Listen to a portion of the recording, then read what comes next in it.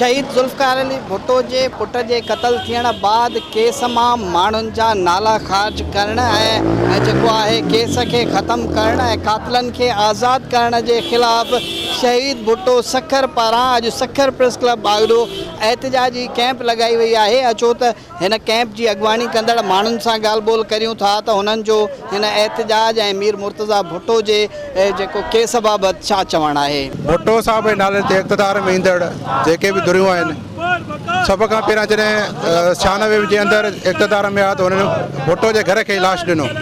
उनखां पोइ जॾहिं हू ॿी इक़्तिदार में आया 2008 जे दौरे इक़्तिदार में आया त हुननि कातिलनि खे बरी करे छॾियो ऐं कातिलनि खे तरक़ियूं ॾेई छॾियो। साहब जो क़त्ल केस ओपन करे ॿेरियां साॻे ई कातिलनि ते हलाए वञे। सुप्रीम कोर्ट ख़ुदि नोटिस वठे असां सां इंसाफ़ कयो वञे। 25 साल थिया आहिनि मुसलसिल एहतिजाज कयूं था, कॾहिं बुख हड़तालूं कॾहिं मुज़ाहिरा, माना हाणे जेको असां 25 सालनि खां असांखे इंसाफ़ न मिलियो आहे। इंसाफ आज तक इसलिए नहीं मिला जो आप सवाल कर रहे हैं कि इसके अंदर हाई प्रोफाइल उस वक्त की शख्सियात शामिल थी, जिनको बाद में इसी जरदारी हुकूमत ने बड़े बड़े ओहदों से भी नवाजा। किसी को पुलिस चीफ बनाया, किसी को वजीर दाखिला तक भी पहुँचाया। कैमरामैन रज़ा लगारी सां गॾु नज़ाकत जतोई, सन TV न्यूज़ सखर।